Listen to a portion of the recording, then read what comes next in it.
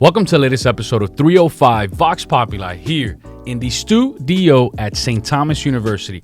I'm Mayor Manny Cid, your host for the podcast. And with us today, we have Irina Vilarino with us. How you doing, Irina? I'm doing great. Thank you for having me today. Appreciate you coming on. So something we like to break the ice with is to get into your why, but also the history of your family. So going back to 1980. The Mariel boat lift. I mean, you all came over, I think it was 49 on a 25-foot boat. 49. 49 people on a 25-foot boat. You got here, you all started to work right off the bat. I think your dad worked really hard, your dad and mom worked really hard. In 1984, opened up the first restaurant in Hollywood. I think that story is really amazing, but where you're at today. So what's the why? Why did you pick the food industry, right? So there's a lot into that one question. The why is because when you come from repressive regimes that expropriate everything from you, in essence, they strip you from your pride, your essence. So there's a lot of history behind that. My grandfather immigrated from Spain to Cuba, built his mini empire. That was taken away from the revolution. And so you're in the middle of this chaos. You've worked for something all your life, and all of a sudden you're left with like a little piece of land, basically to do nothing. And so you're in sheer chaos. The 1980 Mariel boat lift occurred. That was an opportunity for us to leave. And so we had to start from zero and recuperate our name. Because there's a famous saying by Jose Marti that there's two types of people in the world. Those that love and build and those that hate and destroy. And so you either belong to one or the other. And we come from a family, my grandfather, that's just, you build to rise above and to contribute to society. And when you're stripped of that, you want to remake yourself and obviously create stability and security for your family. And then, in doing that, you also build it for others. And so we contribute to communities and to the whole ecosystem, economic ecosystem of wherever you find yourself. We got here on a boat. In essence, they would fill the boats enough that the boats would sink. That was their mission. Wow. They really didn't want us to make it to shore. Wow. So you can imagine a 25-foot vessel filled with 49 people, you were like arm in arm with the person next to you. And if a 10-foot, 15-wave foot would come over, hopefully that would have sunken the boat. That was their mission. So we arrived to Key West. My mom and dad, we were taken in by a family. We lived in a trailer, 3 rooms with 11 people and a dog, because it was a family of 4, a husband, wife, and 2 girls and a dog. And all of a sudden they took us in, we were 11. But we were very conscientious and grateful that they had taken us in. 6 months after we were there, my dad's like, we're ready to move on. And they were upset that we were leaving. Instead of saying, we can't wait to get rid of you. I mean, they never they never did a load of laundry or plate or anything else. I mean, we took care of everything because we wanted to obviously show our gratitude and be less of a burden for them at that time. I tell our employees, this is the land of opportunity, but you can't be opportunistic.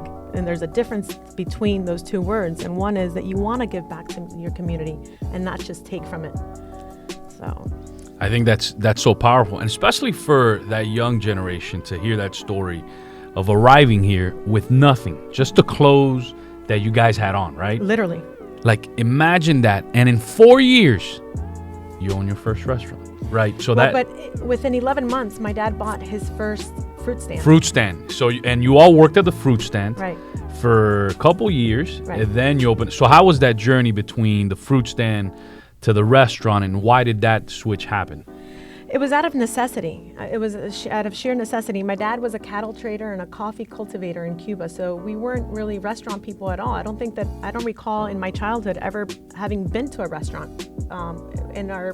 We come from the countryside. So in Cuba, people would just cook at home. That was just, especially in the countryside. If you're from Havana or from one of the other cities, then there might have been restaurants and so what. But if you're from the countryside, it's just normal to sit around the table and have dinner together as a family. So when we got here, Dad bought the first fruit stand. It was called Jackson Fruit Stand in West Palm Beach. And I remember immediately it was an open air floor mat. And so he did a butcher shop and air conditioned it so that the meats would have a proper condition. And he was always innovating. And so we would, after school, that's where we would go. We would go and polish the fruit. We would get like olive oil on a rag and polish the fruit so it would be nice and shiny. That was our after school activities. I mean, I was like 4 or 5 at the time. Constantly cleaning it up, organizing it, making it as nice as possible so that it would be appealing to the customers. And then on weekends, my mother and father would actually sell merchandise door to door. On nights after work shift, my mom worked at a nursing home. Later worked for Loria's, which used to be like a kind of like a Walmart, if you would. It was like a high-end service merchandise, something like that. And then my mom would never leave her job because she had job security there, even though she probably made like $180 an hour at the time polishing silver. But she literally lost, I mean, she was weighing, my mom was 5'4", about my stature, and ended up weighing like 98 pounds in the first year. She was just so distraught of leaving her family and just readjusting to the new circumstances, from being a housewife to and leaving her family, which is the toughest part. Yeah, that's really tough. And I think a lot of us take it for granted that we're born here, right? You're born with everything and you have access to everything, even though you might not have the mansion, but you got everything. But going through that process is definitely very traumatic. You know, my family went through it, and I think a lot of folks that are here, you know, our families went through something very similar. So from going from that fruit stand to the first restaurant, from polishing, from getting the olive oil, I've never heard about that. I think that's interesting, and making sure the fruit looks nice, right? And presentable, to that first restaurant in Hollywood, Florida, right? Mm-hmm. How was that? So in 1980, we had the Jimmy Carter years, and West Palm Beach was a lot more desolate than it is today, and very spread out, and the economy was not as buoyant as it is today. So back in the day, you would see like a lot of transportation cars, and people, the economy was not as robust as it is today. Like, we wouldn't give our kids iPhone, you know, the current iPhone, or, that is true. I mean, we managed our resources more frugally. So West Palm Beach was not a bustling economy at the time, and Dad obviously had 7 mouths to feed and to provide for, so he had to look for better opportunities. So we moved to Broward, and then he partnered up with 2 friends from Cuba, and they put in finances. He put in sweat equity. He bought his second grocery store in 1982, and the sales quadrupled in the first year. And in 1983, ending 1983, 1984, he said, okay, you guys can buy me out. You stay with the grocery store. They had a falling out to some degree. And because they obviously saw that the grocery store was doing so great, so they thought that they could do the same. My dad exited the partnership, and he took his money that he had generated at that time and invested it. He went to look for a third grocery store called La Reina on 441 between Sheridan and Hollywood Boulevard. The gentleman had a grocery store in one end, a restaurant in the other, and he said, well, I'm not interested in selling the grocery store, but I'll sell you the restaurant. And my dad said, that's fine, I'll take it. So he just went, he would scout the restaurant a couple days just to see how it would work, and it was not generating a whole heck of a lot at the time. So we bought it, and he started to learn how to cook. He was a country man, you know, he's a horse guy from the country, and he never had been in a kitchen. It's not common for a Cuban guy from the countryside to know how to cook, really. But he was fortunate enough that we had the cook at the restaurant when we bought it was the chef from the Hotel Nacional in Havana. Wow. And he taught my dad all the ins and outs of a kitchen. And obviously, you know, nobody takes more pride than the owner. And so my dad, the first thing he established was that there was no leftover food from one day to the next. Everything had to be, it was a scratch kitchen. So everything had to prepare freshly in the morning, and whatever was not consumed would be thrown out. And so he was very conservative with all his prepping.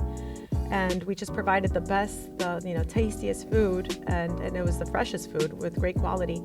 And so a year later, the Herald ran an article on us, a Cuban hotspot in Hollywood. And that night we ran out of food, and we were like, where did all these people come from? It was like from the woodwork, and we ran out of rice, we ran out of beans, palomillas. We're like, we just didn't know. We would We would have breakfast, lunch, and dinner at this restaurant. I mean, that's where we were at 24 hours, 7 days a week. My sisters were the waiters. They were taught by Spanish. In Spain, the gastronomy is a way of life. It's a profession, if you will. And so they taught my sisters how to properly tend to a table, if it were a 5-star European restaurant at the time. So that mixed with Cuban hospitality or Southern hospitality to a certain degree was a good mix between great quality food and great service and very attentive service, because obviously it was do or die. That was our way of life. We became very popular very soon. At that time, Broward was 85% American and very little Hispanic. And so Americans were not very familiarized with Cuban food, so we had to work twice as hard to get people to come in.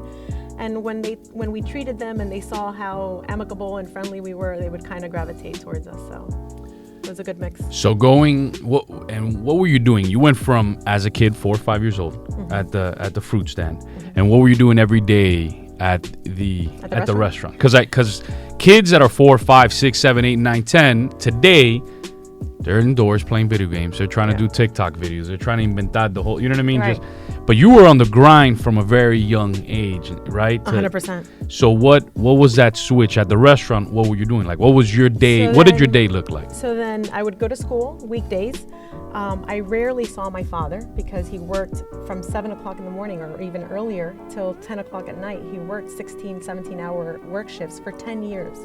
My dad never took a day off for 10 years. The first time he took a day off was to visit my sister in Venezuela after she got married and moved over there. He was, like a toothpick thin. The days that we only closed 4 days out of the year. It was Christmas, 4th of July, and 1 or 2 other days, and that was it. And those days we would chip and hammer the floor. We would change our ovens. Those were the days that we remodeled, so we can open the next day and just hit the ground running again. So I went from polishing fruit to learning how to brew coffee, do roll-ups, cut bread, put butter on the bread, all that, and irk the waiters. But you were how old doing this? I was 8. I mean, think about that. 8 years old. 8. What were you guys doing what were we all doing when we were 8 years old? Yeah. And that grind has led to where you're at today, right? You and your family run 13 incredible restaurants, Las Vegas Cuban cuisine. The other day, when I met Irina, I went to downtown Doral. You walk into that restaurant and it is amazing, right? It's beautiful. It looks amazing. So a lot of people might see you today and think that the success was microwavable, right? Because that's a perspective that a lot of people, alguien se lo dio, alguien. No. Man, I was on the grind since I was 4 and 5, polishing fruit, taking care of fruit. And when I was a little kid, I was in the restaurant every single day. Yeah. So how does that feel for you to look back on all those years, all that grind, and to now operating 13 restaurants? So I tell my daughter this all the time, because now kids are very worried about their social perception and bullying and if they're cool or not cool. I was never really worried about that because I had, I would go to school to do my school duties, and then my life after school was like completely over, and I had another life, and it was my family, and we just laser focused on that. But I tell my daughter, I never went to homecoming, never went to prom, never went to a school dance, never went to a football game. And she's like, Mom, were you a nerd? I said, no, I wasn't a nerd, but it wasn't important to me. And I don't feel like I missed out on anything, because all that made me the woman that I am today, which I'm very grateful for. My mom was very, very strict with us, and she really honed in on us supporting my dad's effort, and was also very conservative with our finances. We were not able to spend a dollar or outside our means. I remember back in the 80s, there were a pair of socks that were called like Z Cabrici pants, okay, or Easy socks or whatever. Okay. And I remember they cost $10 at Burdines. And I was like, Mom, can I buy these socks? All the girls have them. I really want them. And she goes, listen to me. You cannot afford those socks, but I guarantee you your socks are clean. I wonder if those girls that are going with those expensive $10 socks at the time, I wonder if they're clean. Yours will be clean, but you can't afford $10 socks because your dad is hustling in the kitchen, and we can't throw our money away on socks.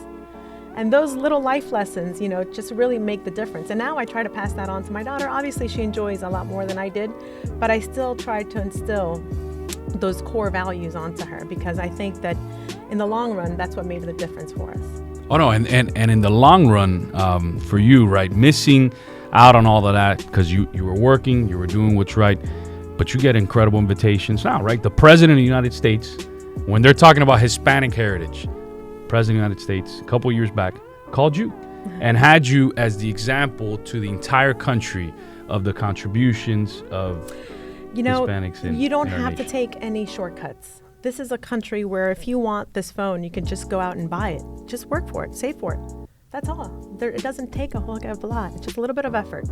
And so this is the country. I always tell my dad, I inherited this saying from my father, and he would always say, this is a country for women and immigrants. Because it's the only country where women do not have to depend on a man. And it's the only country in the world where an immigrant can arrive here day 3 and buy themselves a car, a phone, and have things that we didn't have in our own countries. So it does perturb me a lot when people bash the United States, especially U.S. nationals that have the blessing to have been born here. Because I think, a large part of the world would have loved any opportunity that we have. And we sometimes don't take for granted because of this victimization mentality, and we're not given enough. You don't have to be given anything. You're given an opportunity. You're given life. Now, if your parents are better parents or worse parents, but after you learn the difference, when you know better, as Maya Angelou would say, you do better. And so that's enough. There are no assurances in life, but if you're given an opportunity, run with it. If you're given the ball, head towards that touchdown, It's like with the pump block the other day, right? That's right. You gotta go. So that's and I think the other lesson too is treating people the right way. So how I met Irina recently was a good friend, Diana Rodriguez, calls me. He's like, hey, you need to meet Irina Vilarino. You got to make sure you talk to her. And I was like, okay. I looked up your story. I was like, man, that's amazing. But the way you both met was even amazing. And I think it's a great example of how to do the right thing even when you're young. So she would eat at your restaurant in Hollywood when you were a little kid. Yeah. And you were cleaning, maybe giving her bread or whatever it is, and sitting her down, and you all reconnected years later, and you remembered her. Yeah. You're like, I remember you, and she was like, and I think that story told me a lot about you, because I think food not only brings people together, but you have to treat people right, no matter the age, and you never know how it'll come back 100%. Full circle. Well, I always say we're not in the food business, we're in the people business.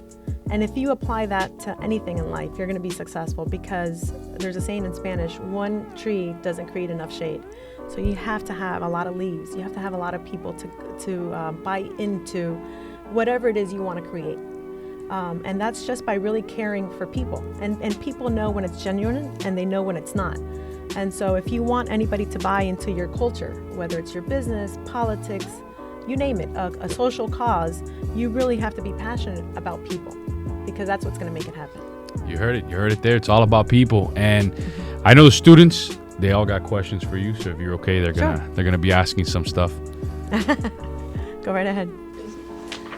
Thank you for being here. My pleasure. What does your restaurant's name is Las Vegas? Yes, Cuban Cuisine. Cuban Cuisine. What's the meaning behind Behind that, it has nothing to do with Las Vegas, Nevada. It has to do with La Vega de Tabaco. It's a fertile soil, usually by a stream of water, where tobacco crops are grown. So Las Vegas in English means nothing because it's a Latin word, and it's una vega. That's what it is. Good question. Thank you so much for being here. My pleasure. You have such an incredible story from how you started out with your family and the growth really with your restaurant. Can you give some examples of some of the biggest challenges with actually running the Las Vegas Cuban Cuisine? Yeah, I think the biggest challenge is the human factor. Again, that's why it's your number one priority. You have to have good people around you. You can create very little. I mean, if you have a great idea, but you don't have the right people around you, it'll go just so far. If you want to go the whole, if you're in football, just to use that analogy, you can have one great player, but if you don't have a supportive group around that great player, there's not much that can be done. So you have to have a group of people to buy into that philosophy, which is something my parents did really well. I had a very hardworking father, but he happened to have a equally hardworking wife who was very conscientious of his efforts, didn't take him for granted, and showed us to back him. So my mom would not let us sleep in on weekends. She was an Army lieutenant. She would knock on our door. She's like, come on, let's go. It's Saturday. Your dad's been working since 5 o'clock in the morning. I'm like, Mom, but it's Saturday. I want to watch cartoons. Nope. At 13, I would do 10-hour shifts and ran the restaurant. And my father would always teach me, you have to have a leadership voice. You have to confide in yourself, whether you think you did something right or wrong. But if you say you do it one way, everybody has to follow suit. So he at a very early age, helped me and my siblings find our voice and have the fortitude to be a leader, in essence. So surround yourself with good people. And on a personal note, be very picky about who you decide to build a life with. Yes. Are there any recipes at your restaurant that, may have been crafted by you or your family? That's like a specialty of your restaurant? And if so, like, which one's your favorite? And if not, what's like your favorite menu item that you like from your restaurant? So frequently, one of the worst things I hate when somebody comes to the restaurant and says, oh, what's good here? And everybody says, oh, everything is good here. But in our restaurants, everything really is good. We're a scratch kitchen, so we marinate and we butcher our meats in-house. I think my favorite would be the green sauce. It's a parsley-based sauce. It's a light cream sauce with olive oil, parsley, garlic, white wine, and we spread that over a fish, or you could do it over a churrasco, mix it with the rice. To me, it's one of my favorites. Yes. Ladies first. So you have like a lot of different locations all throughout Miami, but would you ever consider expanding farther into Florida or into other parts of the U.S., or would you rather keep it local? We've always wanted to grow. I think one of my dad's goal was to have gone nationally. What happens with Cuban food is that Cuba was like the forbidden island. For 60 years, we've been, Cubans can travel, so our culture has been repressed solely to countries that are able to travel to Cuba. And so we haven't really been exposed, like, let's say, Mexico. Everybody knows Cinco de Mayo, everybody knows a margarita, everybody knows tacos and fajitas and blah, blah, blah. For Cuban culture, it's a little bit more difficult because there's a lot of misconception about Cuban food. A lot of people think it's not healthy. I beg to differ. It is very healthy. It's all natural. It's onions, peppers, garlic, olive oil. As with everything, you have to be cognizant of the portions.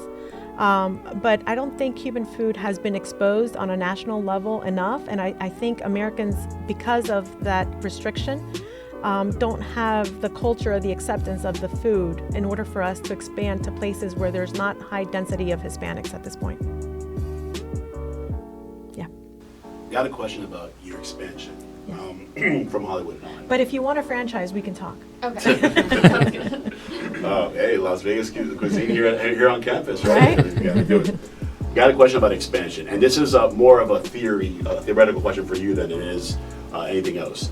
When you expand to another city or to a different state or whatever it may be, obviously you're just doing just South Florida as a whole. Do you form yourself to the new population you're trying to reach, or do you stay to your core and they accept that? You get what I'm trying to say? Yes. Do you normally? And that did happen to us at a location where Yeah. we had at the Redland Grills, which is culturally very different than the rest of Miami, even though it's Miami-Dade. Redland Grill is like, in South Florida, I guess we all know that the further south you go, or the further north you go, the further south it gets. But the Redland and that Homestead area is a little nook where they kind of retain that southern way of being. They're not very receptive to the influence of cultures, and understandably so. We've kind of overtaken South Florida in a Hispanic way for a great majority. So we opened a restaurant there, and it was called the Redland Grill, and we wanted to bring a Las Vegas to the Redlands. Now, we also had the downturn of 2006 because of the bust, the economic bust that we had at the time. But they were not very receptive to us changing the menu from burgers and wings and whatnot to a Cuban menu. So we kind of had to stay somewhere in the middle. And I think that if we were to take our concept to other towns, we would have to make adjustments. It's kind of like McDonald's in Miami, where they offer a Cuban sandwich in Miami, but they may not offer it in Alabama. Yes? Thank you, man. Since you've been working hard for so long, when did you finally get to the point where you were able to like sit back and realize like you work so hard, you get to like enjoy the fruits of your labor, so to speak, and just like enjoy that moment. And how do you instill like discipline on your children since they come up With different opportunities? Yeah. Fantastic question. I think that, I went away to college for 2 years. I went to Stetson University and then I transferred back to FIU. And I kind of got out of my shell a little bit and saw that there was a world outside of family and work. And so it was like the genie was out of the bottle. And it was a little hard for my parents to retain me a little bit at that time, within measure, of course, but anything that you do outside of the family when you come from a very traditionally controlled family is a big hoopla. So I started spreading my wings, mid-20s, I'd say, and just creating relationships outside of our nook and our community, and then which served us greatly because we did an RFP for the airport, and based on community relationships that I had established at that time, that helped out a lot. I think that it changed to a great majority when I had my daughter. I really kind of focused more on what was important to me, also a little bit of what I lacked, and not because my parents didn't love me, just because of necessity and they couldn't really afford me the time. So I said it was a healing process to become a mother. And so I now teach my daughter that success is very important because I'm able to provide for her, and I try to instill a huge sense of gratefulness, which is to me the key to happiness. But I also dedicate a lot of time to her. So I kind of forego a little success now, but I dedicate more time to her for her emotional stability and well-being and her ultimate success. So I think that, as Mother Teresa would say, if you want peace in the world, go home and love your family. I think it's important that we remember that, there's no greater success than having successful families. How would you describe the difference between the atmosphere in the restaurant when it was, the humble beginnings with you and your family running the entire restaurant versus now where it's like a chain and, it's, you hire employees and stuff like that? Oh, it's a 180-degree difference. It was a wonderful, the fun is in the journey, not in the destination. The journey really is a lot of fun and all the chaos, and the restaurant business is exhilarating and it's stressful, and your timing and the customer's expectations and wanting to really succeed in this country really drove us to high levels of demand. We were very demanding as far as the quality that we wanted to provide for our customers. And so you lose some of that in the translation as you grow, unfortunately. So we try to still be very hands-on. Like whenever I go to any one of our restaurants, and my sisters as well, we always interact with customers. We make sure to have great relationship with our employees. I certainly do. I mean, I will kiss my dishwasher, our cooks.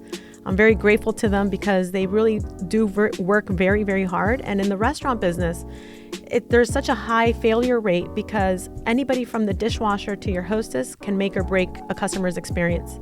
I mean, if you're going to drink out of a glass and that glass is not clean, that's not good. And if somebody doesn't greet you on time, it's not good. So there's so many possibilities of failure that to synchronize all that in order to achieve success is a little complicated. Yes. So, how was the experience of having a restaurant during the pandemic? Did you consider to close? Yes, very scared. It almost felt like it was almost the equivalent, even though I was very little at the time, to losing everything in Cuba and starting from nothing again. And I hated the fact that my parents into their 80s had to experience that type of fear. But it was my opportunity to feel that fear, even though when you're an immigrant and you lose everything, you always have that fear of losing what you don't have or what you created. I always feel that it could always be lost. So I try to instill that in my daughter. Don't take it for granted, because failure is guaranteed. Success is not. You have to work for success, and it's not overnight. I remember in the 80s when the Mariel boat lift, it was 126,000 Cubans that came during the Mariel boat lift. Fidel opened up the jails and allowed about 10,000 social misfits, corrupt criminals, like the worst of the worst, crazy, just awful people And in order to sustain the good standing that the exile community had obtained in Miami, the Cuban exile community, not said by me, but said by studies done, has been one of the most successful communities in the history of immigration in the United States. I think a tad above Asians, which says a lot because they're very hardworking. And so he wanted to sustain our standing in the United States and also our political influence that we had at the time. So he let these bad people come in, and everybody, that's when Scarface was done. Of course, the media ran with the negative narrative, and we were portrayed as drug lords. And granted, there was a lot of it in Miami. That's why we stayed in Broward. My mom would not come to Miami at all. And I would always say we're Broward Cubans, and people are like, what's the difference? I'm like, there's a difference.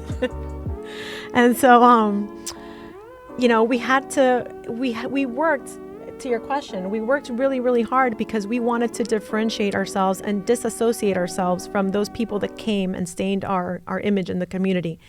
And so we grew very fast because we did a lot of turnkey operations where we invested very little. We would buy second generation restaurants, not even buy. I mean, they were offered to us because we suddenly became very well known in Broward County, and landlords want successful tenants because they're going to get their rents.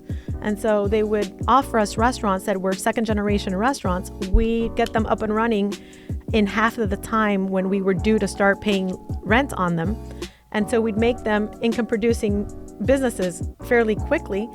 And we would do turnkey operations, very fast. So all of a sudden we got people would say, oh, they must be selling drugs. Never, ever, never consumed drugs. My parents are super straight-laced. My dad is by the books.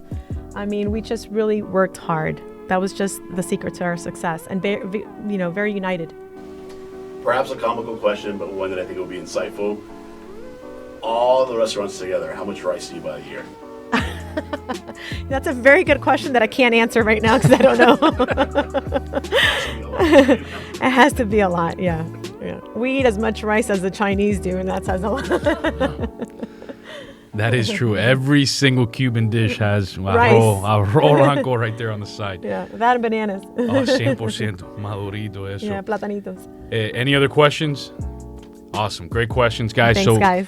We turn it over to you, and you become the host for a couple questions. You can ask them some questions, me some questions. So anything you got for us? I think it's a wonderful opportunity. Thank you for having me here today. I'd like to know how you guys, if students that are in this field, if they can work with restaurants and small businesses that maybe don't have, we have the possibilities now to hire media people, but that you guys can get real life experience, possibly integrating, this school to small businesses that can afford them that know-how. So I know that was the goal. We've already met a couple folks that we do with FIBA, right? You got FIBA, a couple organizations. I actually got a text while we're talking, a text message from the Miami Marlins that they're looking for interns as well. Yeah, but see, they can afford. But for small businesses that unpaid internships are just as valuable, for sure. Right. See, because that was one of the difficulties. I mean, we cannot afford media. So for many, many years, and even today, we're very fiscally conservative because, you don't put all your eggs in one basket. So we've invested heavily in real estate throughout the years. So we don't overspend in media, partly because you don't know how much return you're getting from that. It's very hard to measure the money spent on media. And as a small business woman, we want to be very conscientious of how money we think it's an investment at the end of the day, but it's also, if you don't do it properly, you're in essence throwing money away. I think you're gonna laugh, but I think it's a very valid point what I'm about to say. I think you having an unpaid internship, but you promise to feed them, done. would go a long way. Honestly, I think that would go a long way. Just we'll talk after this. Oh, I see a couple hands up. They're like, what? That would go a long way. Especially the green sauce. Now I'm really interested about that green sauce. We've always provided food for our employees. They don't have to pay a dime for lunch or dinner. That's awesome. Yeah. That is awesome. They get free food. 100%. No problem. A couple eggs. So Irina, in closing, some words of inspiration, motivation to the next Irina. You know, that kid who comes from another country, be it Cuba, Venezuela, Nicaragua, every Dominican Republic. I mean, you heard how diverse Argentina, Yeah. and comes to this country. I mean, just You know what? I think those kids have no problem in realizing the opportunities here. I would actually wager to speak to the kids that are born in this country that don't know that life outside this country is not as we have it here. And so really the kids that come from Argentina, that come from Dominican Republic, that come from Cuba, they know the difference. So they're not sleeping on their laurels. You know, I think 80% of new businesses that are opened in Florida are by immigrants. wow. So I would speak to the kids that are born here, whether they're Black, Asian, of Hispanic descent, Anglo, it doesn't matter. This is the land of opportunity, but don't wait for people to place things on your tray. You have to go out there and hustle. And it really doesn't take a whole heck of a lot because there's a lot of complacency in the world and we live very sheltered lives. So if you just hustle a little bit more than the person next to you, you're about to make great things. And surround yourself with key people in your life. You're the outcome of the 5 people you surround yourself with. So make sure you have people of great value, of great sentiment, and people that want to contribute to society. Don't be, don't participate with the takers, participate with the givers. Those are the ones that create. And there you have it. The American dream is alive and well. And Irina Vilarino is a perfect example of that. Why the American dream continues to work and why, and I think she turned it around really well, right? Those kids that come from other nations, incredibly hungry, but we need to motivate that youth that's born here. Make sure you tune in next Wednesday on Instagram, Facebook, YouTube, and X.